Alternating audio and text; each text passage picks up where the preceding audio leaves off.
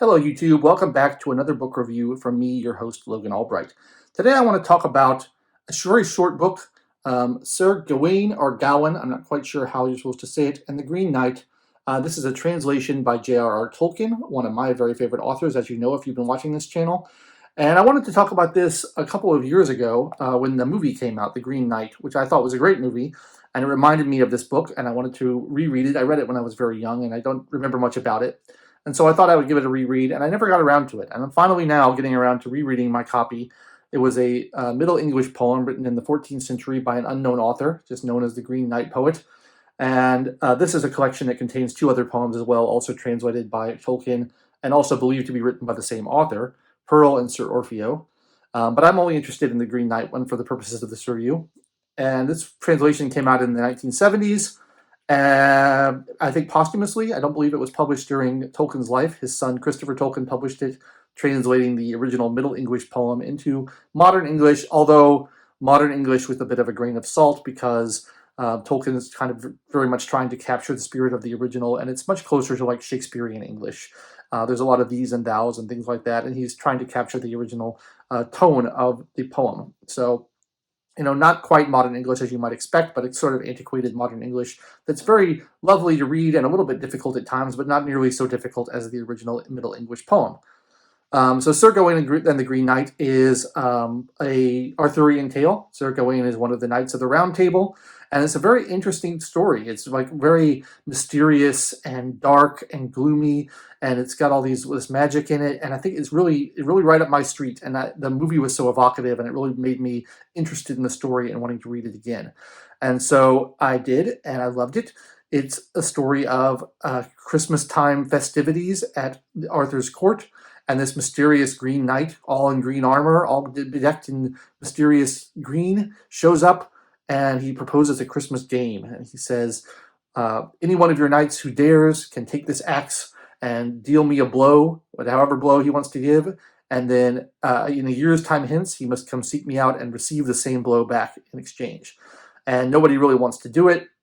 But Arthur volunteers, but rather than see the king do it, Gawain volunteers. And he takes the axe and he chops the knight's head clean off. And the knight picks up his head and wanders out of the court and says, seek me in a year's time at the Green Chapel. And I will do the same to you. And then Gawain has to go on a quest to find that chapel.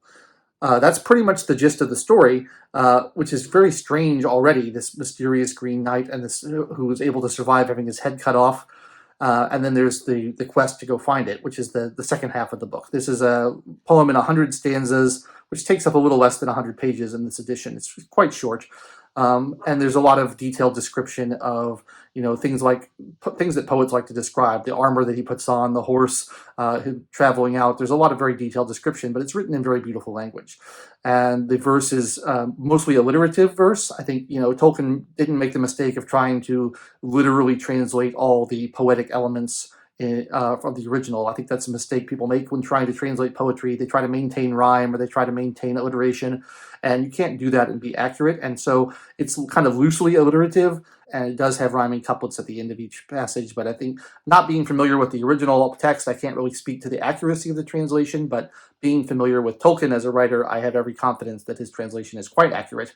And the prose is very beautiful, and I really like the way it's written. It's very evocative. It has lots of beautiful medieval imagery and kind of fairy tale sort of imagery. I want to speak a little bit about the connection between the book and the movie. And I think the movie did a really good job. I really enjoyed it. And it's also very faithful to the poem, surprisingly more so than I thought it was going to be. Pretty much everything that happens in the poem happens in the movie. Now, they did add several adventures along the knight's journey in the movie to try to lengthen it and stretch it out and make it more dramatically interesting. There's like 3 or 4 episodes that happen along his way that don't happen in the book. But like I said, pretty much anything in the book that you read is going to also happen in the movie. And I think it was pretty faithful. The main thing they changed, well, I'd say there's 2 main things they changed. They add a lot more ambiguity into the film that doesn't exist in the poem, particularly the ending. The ending of the movie is left very ambiguous, and the poem is a lot less ambiguous in that regard. There's the nature of the stroke that he receives in turn as the fulfillment of his promise is different in the book and the movie.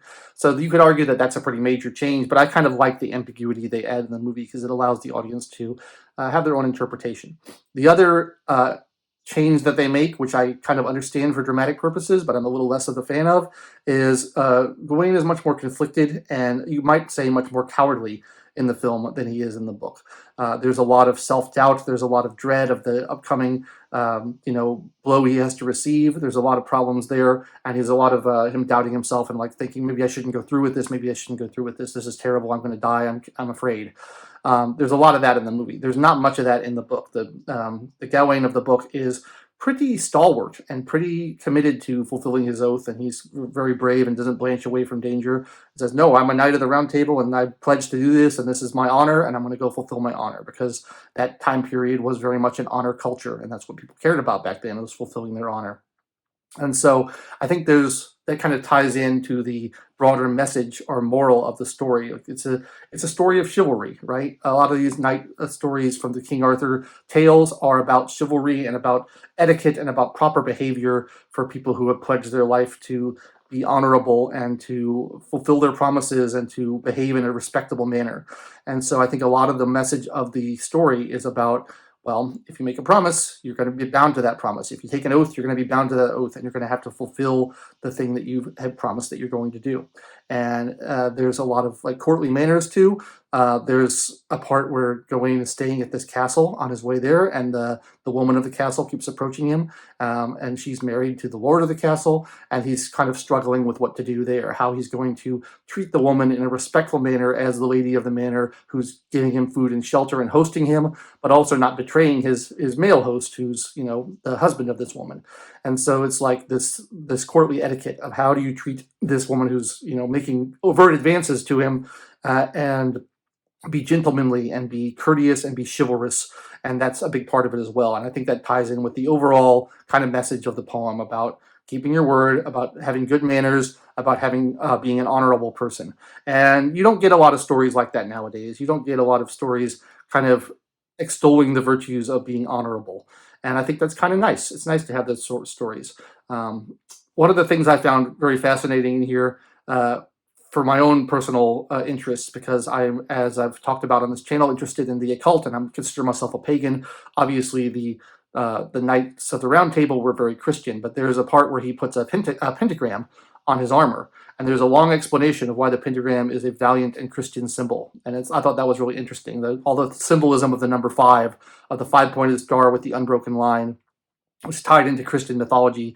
And I thought that was really interesting because, a lot of the Christians I know are very fearful of the pentagram and regard it as an unholy symbol, which it isn't at all if you actually know the history of it. But it's interesting to see this 14th century poem saying that the pentagram is indeed a holy Christian symbol and something that would be appropriate for a knight of the round table to put on his armor as he goes out to quest and to fulfill his promises.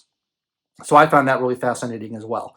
And I love Tolkien as a writer. I love him as a philologist and as a scholar. And so it's interesting to see his take on this poem. I'd like to go back and read the original. I really haven't made as detailed a study of Middle English or Old English as I would like to. That's something that I would like to get into in the future. I've been trying to read very, very slowly the original Canterbury Tales in Middle English, but that's quite an endeavor.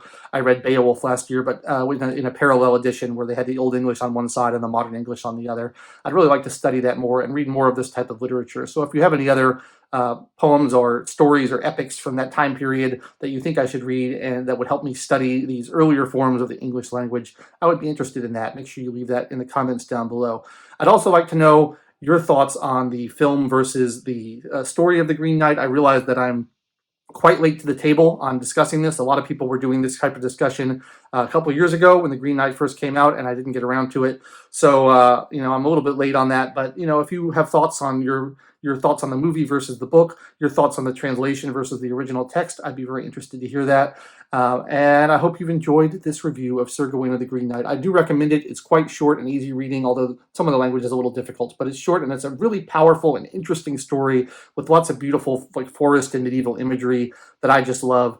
It's right up my alley. So I really enjoyed it, and I hope you enjoyed it too, and I hope you enjoyed this review. I hope you'll give it a thumbs up, click the bell for notifications, and subscribe to the channel. And stay tuned to the channel because I'll be right back at you with another book review just as soon as I can. Thanks so much for watching. I've been your host, Logan Albright, and I'll catch you next time.